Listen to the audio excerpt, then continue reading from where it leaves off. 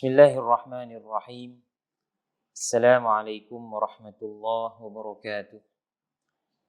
Innal hamdalillah wassalatu wassalamu ala Rasulillah wa ala alihi wa sahbihi wa man wala.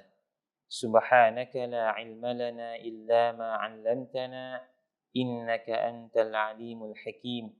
Wala haula wala quwwata illa billahil aliyyil azim. Amma ba'd. Alhamdulillah.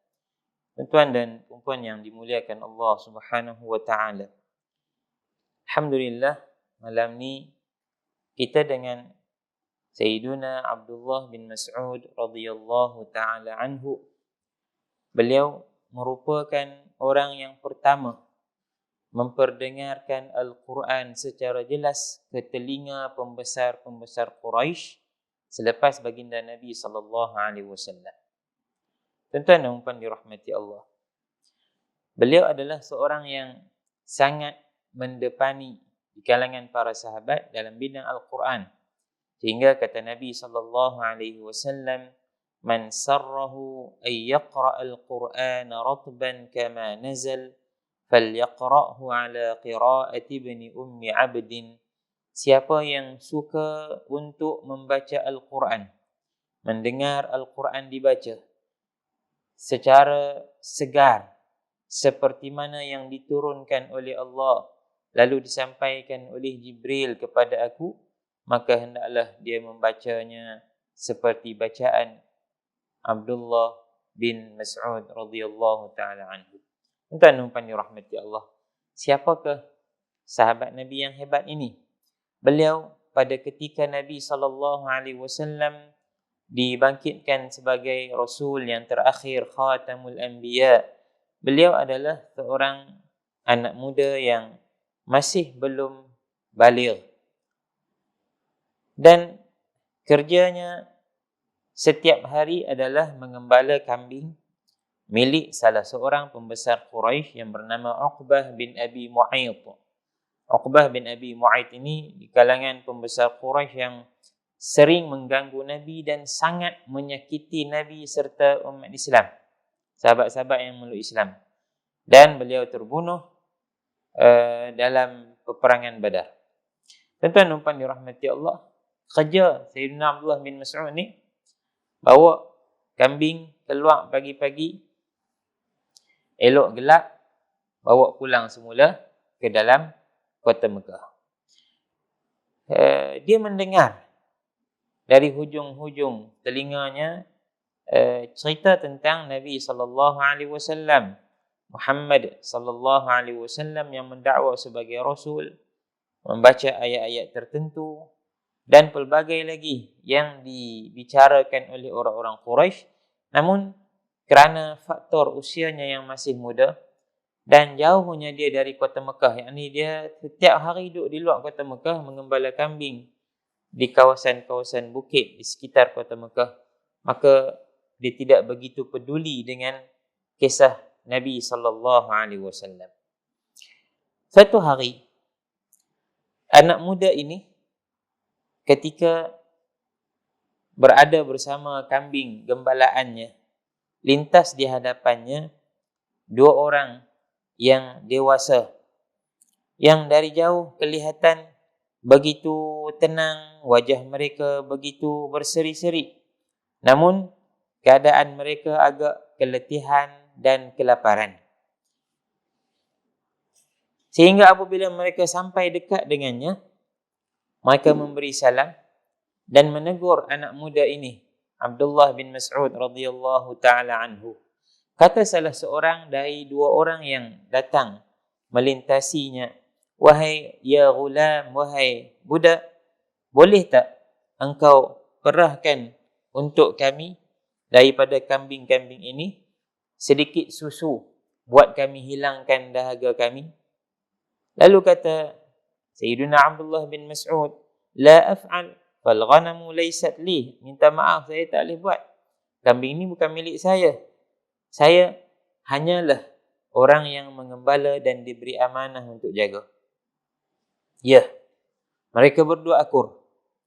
Namun salah seorang di kalangan dua orang ini berkata kepadanya, Jika begitu, boleh tak engkau tunjukkan kepada aku atau berikan kepada aku seekor kambing betina yang masih dara, maknanya kecil lagi. Tak pernah melahirkan, berarti tak ada susu. Lalu dia pun tunjuk tu, hak ni tak pernah lahir lagi. Maknanya dia kecil lagi, tak cukup umur lagi untuk mengandung dan memiliki susu. Maka lelaki itu menghampiri kambing betina yang muda itu, lalu mengusap-ngusap kantung susunya sehingga membengkak kembung, lalu diambil seketul batu yang berlubang di dalamnya, diperah, diberi minum kepada rakannya dan dia pun minum, dan dia bagi kepada Sayyidina Abdullah bin Mas'ud juga untuk minum daripada susu tersebut. Kata Sayyidina Abdullah bin Mas'ud, alangkah ini satu perkara yang begitu menakjubkan. Aku pengembala kambing, aku tahu kambing jenis mana yang boleh keluar susu. Tak ada kambing betina yang masih muda, yang belum pernah melahirkan, mampu mengeluarkan walau setetes susu. Tentulah orang ini adalah orang yang hebat. Setelah selesai diperah, ketiga-tiga mereka kenyang meminum susu kambing tersebut. Lelaki itu pun menyuruh supaya kantung kambing itu kembali mengecut, dan ia pun kecut seperti biasa, seolah-olah tidak pernah diperah walau sedikit pun. Tuan-tuan dan puan dirahmati Allah. Kemudian mereka berdua bangun untuk meninggalkan tempat Sayyidina Abdullah bin Mas'ud. Kata Sayyidina Abdullah bin Mas'ud, "Ya rajul, 'allimni min hadzal qawli alladhi qultuh." Boleh tak engkau ajarkan aku apa yang engkau bacakan tadi ketika engkau memerah susu daripada seekor anak kambing itu? Kata lelaki tersebut, "Innaka ghulamun mu'allam." Kamu seorang budak yang akan diajarkan ilmu tersebut. Yang memerah itu tentulah baginda Nabi sallallahu alaihi wasallam. Maka inilah permulaan kisah perkenalan Sayyidina Abdullah bin Mas'ud dengan baginda Nabi sallallahu alaihi wasallam. Beliau belum tahu siapakah lelaki itu. Namun setelah melihat dengan kagum apa yang dilakukan, beliau mencari khabar siapakah lelaki tersebut, sehinggalah dia mengetahui bahawa itulah Rasulullah dan yang menemaninya adalah sahabatnya Sayyidina Abu Bakrin radhiyallahu taala anhu. Kemudian beliau memeluk Islam dan terus menukar profesinya daripada seorang pengembala kambing kepada seorang khadam yang berkhidmat kepada Nabi sallallahu alaihi wasallam. Lalu tidak lagi dia bekerja dengan Uqbah bin Abi Mu'ayth, tetapi dia sering melazimi baginda Nabi sallallahu alaihi wasallam. Tuan-tuan dan puan dirahmati Allah, Sayyidina Abdullah bin Mas'ud adalah orang yang pertama yang paling rapat dengan Nabi sallallahu alaihi wasallam. Rapat yang macam mana? Sekira-kira disebut ia adalah seperti bayang-bayang yang sentiasa mengikori tuan kepada bayang itu. Beliau sentiasa mengikuti Nabi sallallahu alaihi wasallam, sama ada Nabi berada di dalam kota Mekah atau keluar kota Mekah, kecuali beberapa keadaan yang Nabi tidak memintanya menyertainya atas sebab-sebab tertentu. Kerana kadang-kadang ada keadaan yang membahayakan kerana kecilnya tubuh badan Sayyidina Abdullah bin Mas'ud, maka tidak diminta untuk beliau keluar bersama Nabi sallallahu alaihi wasallam. Dan Nabi SAW menyuruhnya, jika baginda tidur, baginda berpesan kepada Sayyidina Abdullah bin Mas'ud untuk mengejutkan baginda pada waktu-waktu tertentu. Sampai jam sekian, tolong kejutkan. Maknanya, siapa lagi yang lebih rapat sampai macam tu?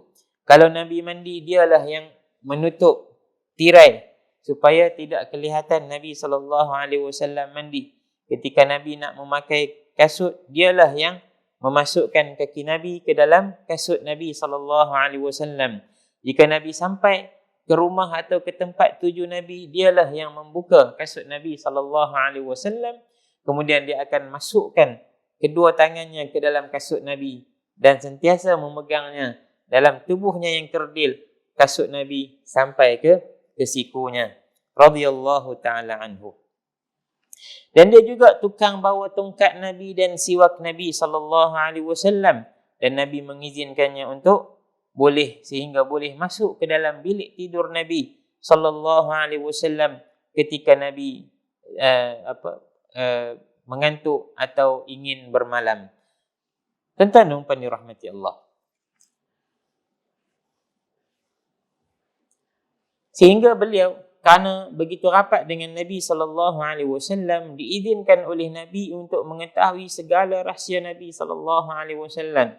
Dan kita tahu bukanlah rahsia Nabi adalah perkara yang mengaibkan, tetapi rahsia Nabi adalah perancangan dakwah Nabi. Bagaimana Nabi nak berdakwah dan menghalang serangan-serangan musuh, sehingga beliau disebut sebagai sahibu sirri Rasulullah sallallahu alaihi wasallam, orang yang menjaga rahsia Nabi sallallahu alaihi wasallam. Sayyidina Abdullah bin Mas'ud dibesarkan dalam rumah Nabi sallallahu alaihi wasallam. Maka setiap tingkah lakunya adalah seperti tingkah laku Nabi sallallahu alaihi wasallam. Gerak dan diamnya adalah mirip sangat dengan gerak dan diam Nabi sallallahu alaihi wasallam.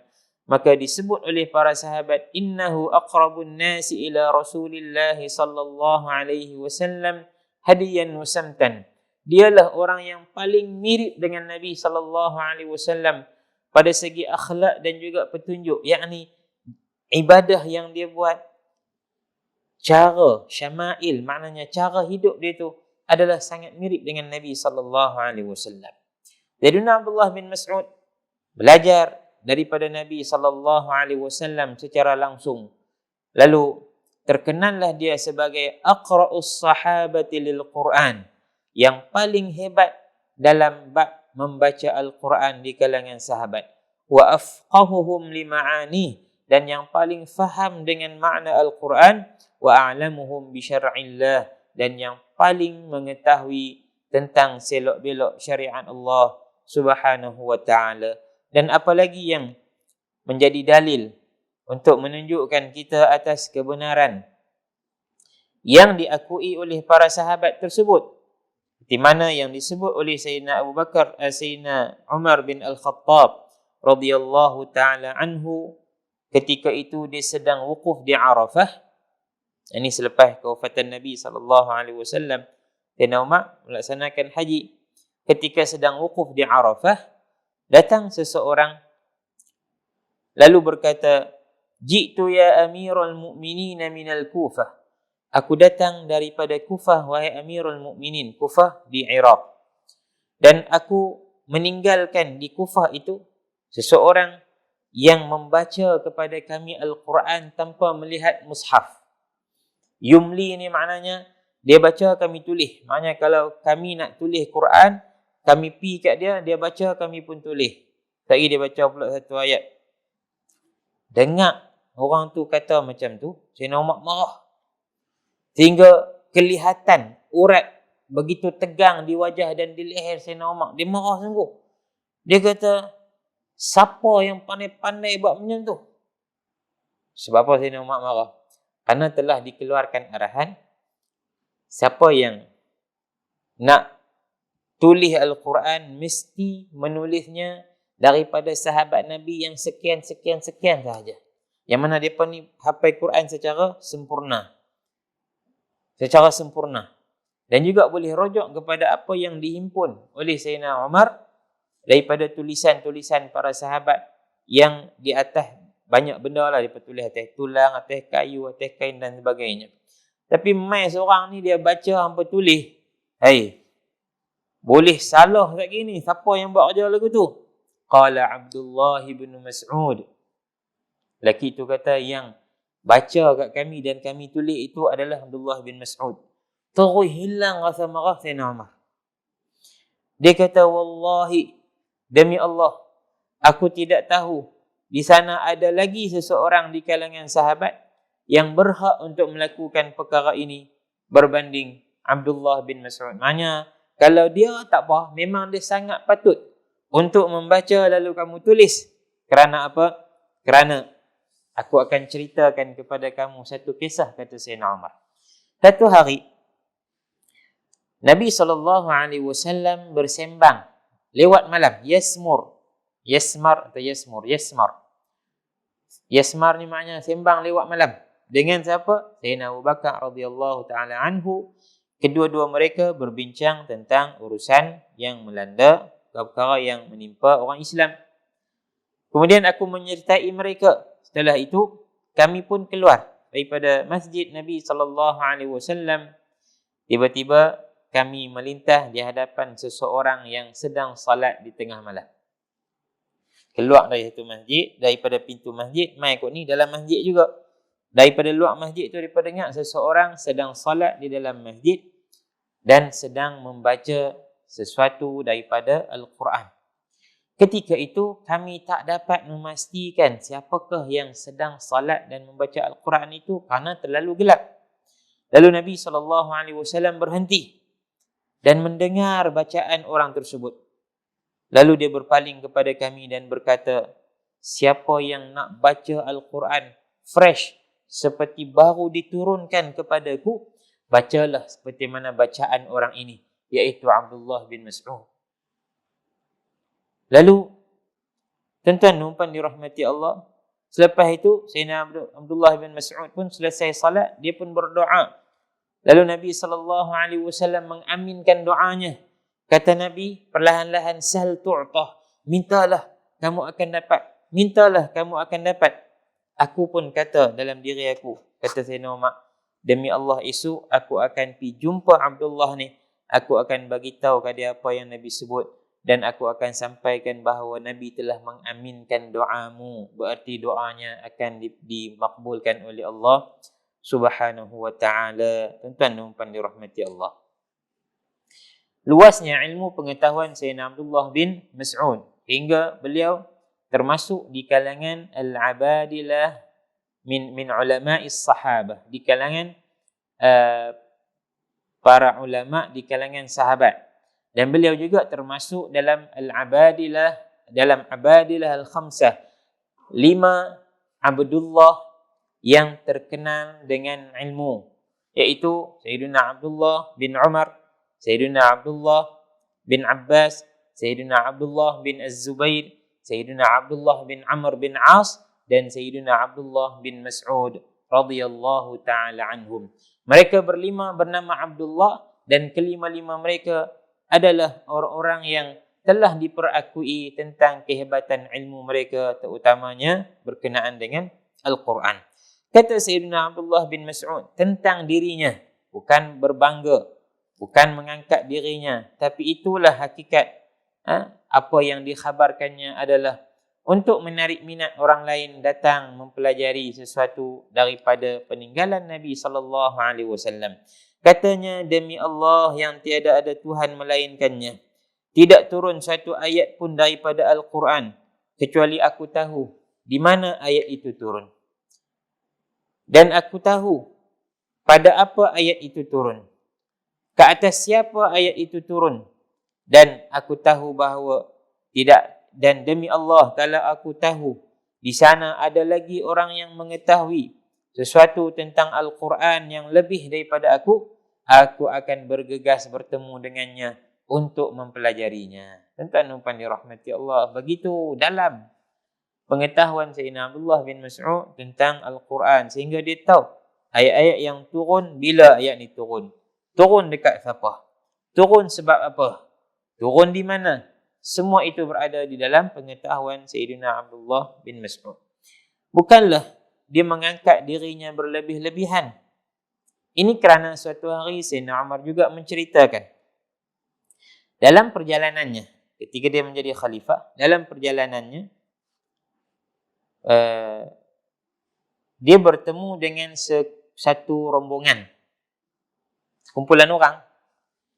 Ketika itu malam yang sangat gelap, menghalang Sayyidina Umar daripada mengenali siapakah seorang demi seorang yang ada dalam rombongan tersebut. Lalu bila bertembung, Sayyidina Umar pun tanya, min ainal qaum, hampa ni mai dari mana? Lalu Sayyidina Abdullah bin Mas'ud, yang Sayyidina Umar tak nampak pun dia, tak perasan dia ada, tak tahu pun dia ada, Tapi dia yang tukang jawab. Dia kata minal fajjil amiq. Al-fajjil amiq ni tempat yang sangat jauh. Qala Umar, aina turidun? Kalau begitu, hampa nak pergi mana? Qala Abdullah, al-bait al-atiq. Rumah yang dimerdeka dan dibebaskan oleh Allah, iaitu Kaabah. Jawapan tu adalah seperti Al-Quran. Lalu kata Sayyidina Umar, inna fihim aliman. Ada orang alim dalam rombongan ni, bukan calang-calang. Dia pun tanya lagi, ayyul Qur'ani a'zam? Apakah ayat Al-Quran yang paling besar? Fa'ajabahu Abdullah, Sayyidina Abdullah bin Mas'ud pun baca, Allahu la ilaha illahu al-hayyul qayyum, iaitu ayat kursi. Ya, memang itu yang Nabi sebut. Lalu dia tanya lagi, ayyul Qur'ani ahkam? Apakah ayat Al-Quran yang paling adil dalam menyatakan sesuatu? Bukan yang tak adil tak. Paling tepat dalam menyuruh kepada keadilan. Dia pun baca, innallaha ya'muru bil adli wal ihsani wa ita'i dzil qurba ila akhiril ayah. Sungguhnya Allah menyuruh kamu melakukan keadilan dan berbuat baik dan memberi kepada ahli keluarga kamu apa yang kamu miliki. Sayyidina Umar pun tanya lagi, ayyul Qur'ani ajma'? Apakah ayat Quran yang paling menghimpunkan setiap perkara di dalamnya? Katanya, faman ya'mal mithqala dzarratin khairan yarah wa man ya'mal mithqala dzarratin syarran yarah. Siapa buat baik walau kecil, dia akan jumpa. Siapa buat jahat walau kecil sangat, dia akan jumpa. Maknanya tak ada dah yang boleh terlepas daripada tu. Lalu kata lagi Sayyidina Umar, ayyul Qur'ani akhwaf? Apakah ayat yang paling menakutkan di dalam Al-Quran? Kata Sayyidina Abdullah membacanya, laisa bi amaniyikum wala amaniyi ahlil kitab. Bukanlah seperti angan-angan kamu dan angan-angan ahli kitab, yakni Yahudi dan Nasrani. May ya'mal su'an, yakni Allah menafikan Allah atau balasan hampa bukan yang macam hampa nak. Kita hari ni macam kita nak lah. Dalam kita korang banyak, tapi kalau tanya nak syurga sajalah. Kadang-kadang mayang pun tak apa nak jenuh, puasa pun lintang pukang, aurat pun tak apa nak settle, tapi tetap kita nak syurga. Ya, semua nak menyentuh. Tapi kata Allah, bukanlah macam yang hampa nak atau orang-orang Yahudi dan Nasrani nak. Ubah macam-macam, lepas tu nak masuk syurga. May ya'mal su'an, siapa yang buat perkara yang buruk, yujza bih, akan dibalas. Wala yajid lahu min dunillahi waliyyan wala nasira, dan dia tak akan jumpa sesiapa pun yang boleh membantunya selain daripada Allah Subhanahu wa taala. Sayyidina Umar pun tanya lagi, ayyul Qur'ani arja? Apakah ayat Al-Quran yang paling kita harapkan sesuatu kebaikan daripadanya? Kata Sayyidina Abdullah membacakan ayat, qul ya ibadiyalladzina asrafu ala anfusihim la taqnatu min rahmatillah. Katakanlah, wahai hamba-hambaku yang telah melampau ke atas diri mereka, melakukan dosa yang sangat banyak, janganlah kamu berputus asa daripada rahmat Allah. Innallaha yaghfirudz dzunuba jami'a. Allahumma ighfir lana dzunubana jami'a. Sesungguhnya Allah akan ampunkan seluruh dosa kamu. Innahu huwal ghafurur rahim. Sesungguhnya dialah yang maha pengampun dan maha penyayang. Lalu kata Sayyidina Umar, afikum Abdullah bin Mas'ud? Adakah yang ada dalam kumpulan hampa ni Abdullah bin Mas'ud? Qalu Allahumma na'am. Ya, Abdullah bin Mas'ud lah yang menjawab segala pertanyaanmu. Menunjukkan apa? Kealimannya, kehebatannya dalam Al-Quran sangat hebat. Tuan-tuan dan dirahmati Allah. Namun tidaklah terhad kehebatan Sayyidina Abdullah itu hanya pada kehebatannya pada Al-Quran, seorang yang zuhud, rajin beribadah. Akan tetapi dalam masa yang sama dia seorang yang sangat kuat. seorang mujahid fi sabilillah yang sangat maju ke hadapan. Cukuplah kita kata beliaulah yang telah membunuh Abu Jahal. Dalam kisah-kisah yang kita baca, bagaimana terbunuhnya Abu Jahal dalam peperangan Badar. Pertamanya beliau dijatuhkan dari kudanya oleh 2 orang anak muda Ansar. 2 orang adik-beradik. Mereka ni tanya, duk lawan tanya, tak pernah tengok Abu Jahal. Mereka orang Madinah. Mana satu Abu Jahal? Mana satu Abu Jahal ni? Kita nak perang dia, nak lawan dia. Sahabat yang bernama Sayyidina Hudzaifah bin Al-Yaman. Dia dengar 2 orang budak ni semangat. Dia pun tunjuk tu Abu Jahal. Dia pun takam pergi perang-perang lawan. Jatuh Abu Jahal. Datang Sayyidina Abdullah bin Mas'ud yang kecil tu. Duduk atas dadanya. Memenggal leher Abu Jahal. Lalu mengangkat kepalanya. Dan berkata, Hadha ra'su aduwillah ya Rasulullah. Inilah kepala musuh Allah, wahai Rasulullah. Kisah yang kedua tentang keberaniannya. Satu hari ketika masih di Mekah, mereka, para sahabat yang memeluk Islam, yang mereka ini kebanyakannya di kalangan orang-orang yang lemah, miskin, hamba dan bekas hamba. Satu hari mereka berkumpul. Lalu berkata salah seorang di kalangan mereka, sungguh Quraisy tak pernah dengar lagi Al-Quran ini dibaca secara nyaring dan terang di hadapan mereka. Maknanya dia duduk ramai-ramai dekat tempat mereka depan Kaabah tu. Tak ada seorang mai baca Quran depan mereka dengan jelas. Tak ada lagi lah. Kecuali Nabi SAW. Lalu terus kata Sayyidina Abdullah bin Mas'ud, Ana usmi'uhum iyyah. Aku yang akan perdengarkan mereka Al-Quran. Dia kata, jangan. Kami bimbang. Kamu orang yang tak ada siapa, tak ada ahli keluarga dia nak jaga kamu. Seorang yang kerdil, kecil. Kalau kamu baca, mereka akan pukul kamu. Tak ada siapa yang akan halang mereka. Dia kata, Da'uni fa inna Allah sayamna'uni wa yahmini. Biar aku pergi, kerana Allah yang akan jaga aku dan menghalang mereka dari menyakitiku. Dia pun pergi ke depan Masjidil Haram, tawaf, hingga dia berhenti di hadapan maqam Ibrahim, yang ketika itu Quraisy, pembesar Quraisy sedang duduk berhadapan dengan Kaabah. Terus dia baca Bismillahirrahmanirrahim. Ar-Rahman 'allamal Qur'an, khalaqal insana 'allamahul bayan. Dengan suaranya yang nyaring, bacaannya yang sedap, suaranya yang begitu mengasyikkan, mengejutkan Quraisy. Quraisy tak terus marah. Mereka dengar tuan-tuan. Kita pun dengar surah Ar-Rahman ni, dalam kita tak apa faham pun, kita asyik. Surah Ar-Rahman ni begitu mengasyikkan. Apatah lagi Quraisy yang mereka itu terkenal dengan kesastraan bahasa Arab yang tinggi.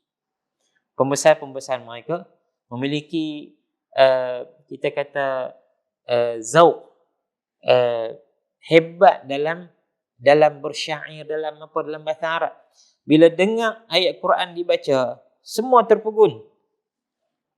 Tapi pantas mereka menyedari hakikat, bimbang kalau mereka terjebak dengan Islam. Lalu mereka bertanya, Madza qala ibnu ummi abdin. Budak ni baca apa ni? Tabban lahu, celaka.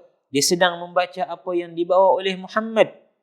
Lalu mereka pun bangun beramai-ramai, memukul wajahnya, menghentikannya daripada baca, namun dia tetap membaca. Sehinggalah berdarah mukanya dan dia pulang bertemu dengan sahabat dalam keadaan darah yang masih mengalir. Kata mereka, ni yang kami takut kalau hang pi. Katanya, tak apa. Kalau hang nak, esok aku pergi baca lagi. Dia berkata cukup. Allahu Akbar. Kita dengar cerita apa senang lah. Kan? Kita ni duduk rumah, nak baca Quran seorang-seorang pun tak larat. Yang kita nak pergi baca dekat orang, nak ajak orang. Ya Rabb, ketika orang membenci, ketika itu dia semakin berani. Tuan-tuan dan dirahmati Allah.